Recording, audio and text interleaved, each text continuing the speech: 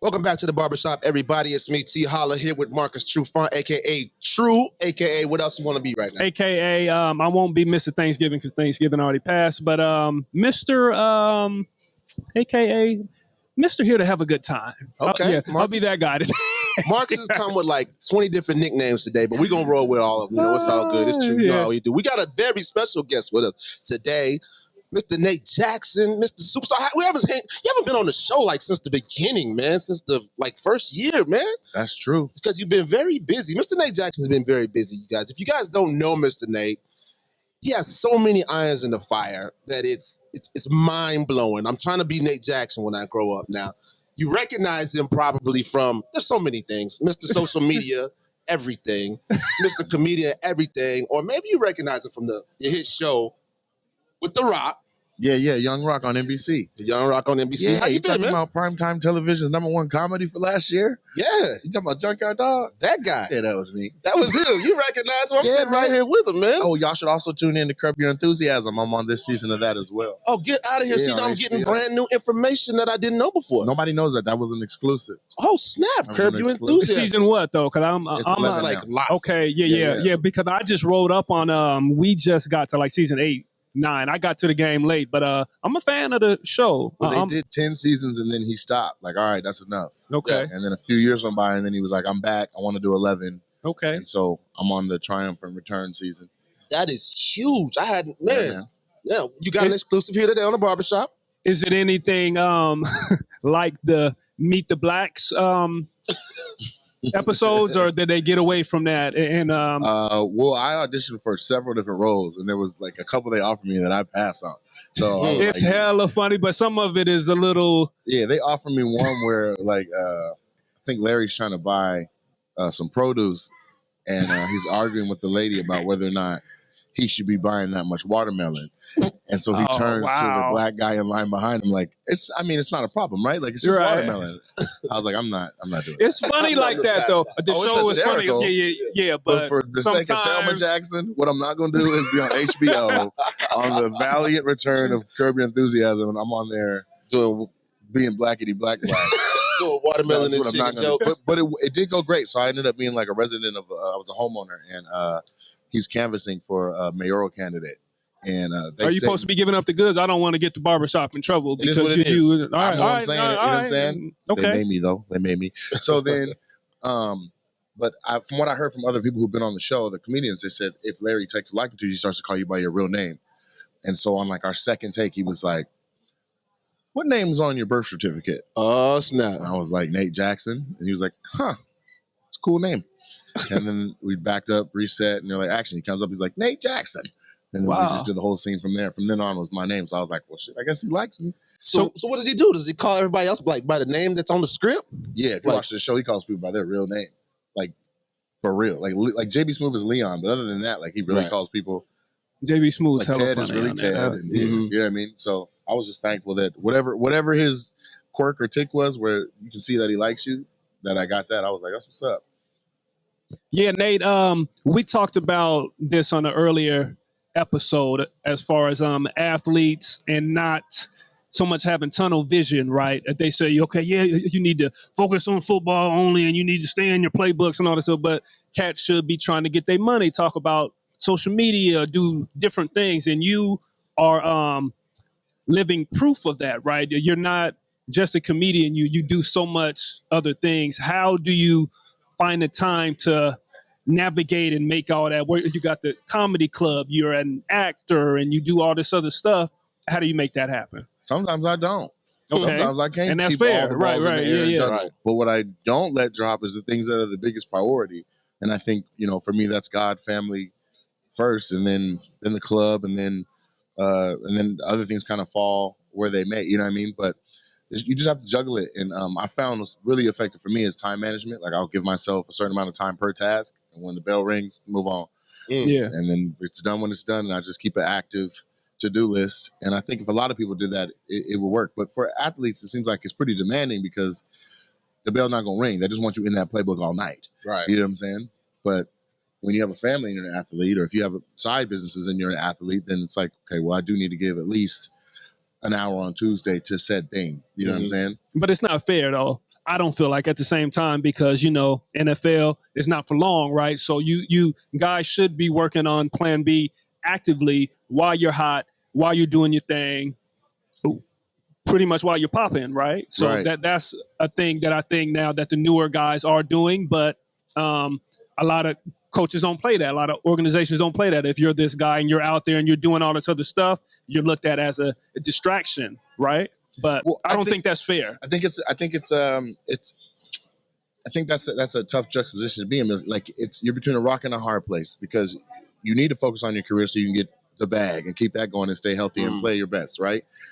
And then you want to start working on plan B, but at the same time, if your plan A is strong enough, then you can make money the rest of your life off your likeness. Right. So you just have to, like, do you need to be selling used cars, or do you need to be getting ready to beat the Broncos? Like, you have to make that decision. Right. You know what I'm saying? And then no one questions it when you're winning. Right. I was going to say that I don't too. know Yeah. what extracurricular activities Russell Wilson's been doing over the years, but as soon as we lose, they're like, he was on TikTok. You know what I'm saying? Like for 7 seconds with his wife in a bed. Seattle. Right. Yeah, we got a deal. Yeah, that made him all that 7 seconds in the bed with making a video made him lose to the Broncos last everything. week. No, not a kid. But that's the concept. And so, if you're winning and you're undefeated, or whatever, you can do a lot of stuff. Look at every great team over history. Like, they have shenanigans. Yes. Look at Michael Irvin's career. Like, he won more than he lost, and that huddle had cocaine in it. Like, the huddle.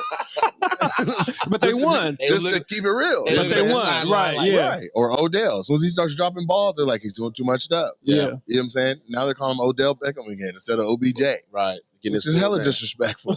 He catch 8 balls in a row. They're like, he's back. He's back. You know what He's I mean? OBJ now again. he can go back to a pool party with some dudes. Whatever he's into. Whatever it is. Dookie? The one thing I want to go back to, because you guys kind of just brushed over it, and I really don't want to make light of it, because to me it's a really big deal.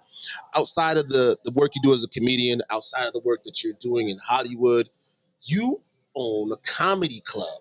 Not just a regular comedy club, but a huge comedy club. What made you want to, first of all, transition from being, I'm saying not just a comedian, but a comedian, to being the guy that owns the platform where comedians, when they come to Washington, they're going to Nate Jackson's club? Well, a couple of things made it the right time to do it. It's to me, I try not to do anything in business unless it's supply and demand. There got to be a real demand for it. And the parlor had just closed, and the Seattle Underground, I saw it on its last little leg. So I was like, well, if somebody made an A club or even B or better in a market like this, where you can pull from 425, 206, 253, the military installation, and all of the universities and schools around, it should be a win-win-win. You know what I mean? And so I didn't personally have the resources. I had the blood, sweat, tears, connections, and relationships. And so that's when I just started calling I called everybody I knew with some means and mental fortitude to see the dream. And we all walked through a concrete building and then said, this is it. Let's do it.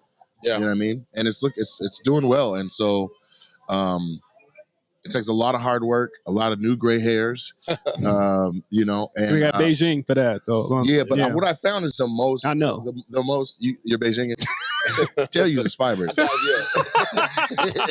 but what I found the most is like managing your own expectations, and then the expectations of others is a big thing. Like that's the challenge, because there's not a lot of stuff in Tacoma. Black people don't own anything anywhere, and so here you come with this giant, luxurious comedy club that's nicer than the parlor, and you throw it in Tacoma right on the freeway, and people walk in disbelief, like jaws fall open, mouths in dismay, like what? You know what I mean? And so it's growing in namesake, and it's just growing, like it's growing so fast, and we're just trying to keep up with everything and make it all make sense, because we're also one of the few businesses I know or have heard of that attempted to open, got open for 3 days, and then had to close for an entire year of pandemic. Yeah. Tough. Yeah, which means, I don't know if anybody's familiar with all of the assistance that was offered, but everybody started out by saying you were open for a year. Yeah. So that means, we're on our own. Right. And so we're just, right now, we're coming out of the hole with a ladder. Somebody put a ladder in the hole, and we were climbing up out of, trying to get up out of there, and we see the light. And so that's the main thing. But the expectations, you have to manage your own, you want to hit the ground. If it's my dream, I'm thinking like, yes, the minute we open, man, it's pandemonium. It's gonna look like Seahawks games in there. You know what I mean? Right. And then it's 1,400 people a weekend. Like that's a lot. It's a whole And bunch. so we pushing for it. And I've We're seen, pushing like I for said, I saw you, I watched you grow on social media, of course, from just the beginning of the designs to putting in the speakers and surround systems to Yeah. We try to bring the people along with us to see. Like there was a video where we were literally playing catch just while it was a concrete slab, just with a football, just tossing the ball back and forth. Where is now the stage and where now the bar is built. Like we were just like playing touch football. Did you catch the ball? No, I don't. No, know. I have great hands.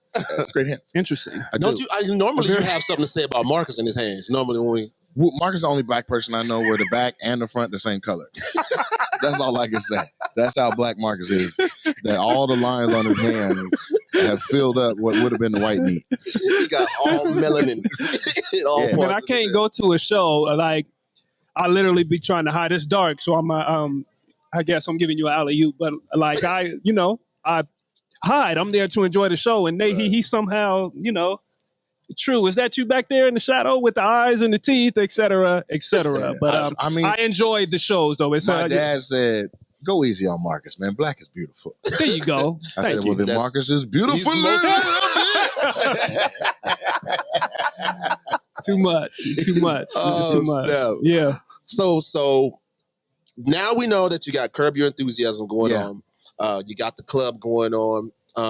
We got another season of Young Rock coming up. You're going to be part of that.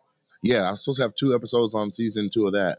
Okay. But I mean, JYD was in and out of his life his whole lifetime. So it could be season 3, 4, 5. It just depends on which stories that the writers want to show. Right. You know what I mean? Okay. And I went and I did my thing and contributed, and NBC said I was a star. So you just got to stay ready. What is the next things coming up for Nate? Like, we know you got those things going on. Mm-hmm. Who you got coming to town? Is anybody big names coming to town? What else is happening in the world of Nate Jackson? Yeah, we're in you know when you go to the county fair and they got that thing where they get a mallet and you hit the joint and it goes up ding and you hit the top. We got some acts that ding. Okay. So for December, this weekend actually, Saturday and Sunday, not the Friday, but Saturday and Sunday, we have DC Young Fly coming, and that's a national sellout act. He's selling out everywhere. Yeah. And this will be his second time to the club. Then after that, the following weekend, we have Lil Duval. So he's going to be coming to live his best life. And then week after that, we have Shantae Wayans. And then going into the new year, I have some exciting bookings. We're going to have D-Ray out. Tacoma. It's going down. We got, okay. Tony Baker's locked in for March. Tony Baker. Shout out to Tony Baker, man. Tony Baker's one of my favorite people. He's had a rough year, man. And so we're rolling, man. And so go to superfunnycomedyclub.com and see what we have. And don't hesitate to come check out the dopest comedy club in Tacoma or really Washington State history and take a look. And then just know and be confident that, hell, it's black owned. Yeah. So that's a good look too. Damn good look, man. Yeah. Well, first we should do something for the whole shop, man. Let everybody, I'll pick a show. They can come out for free. Hey, listen, stay tuned. Stay dialed into the Barbershop because we're going to get some more from Nate. And we're going to do something in collaboration together for sure, man. Appreciate you coming out here, first for sure, man. We're going to do Monday Night Football here. So if you want to hang out with us and have a couple of these if you want and let's watch some football, man. I will. All right on. Thank you. Appreciation.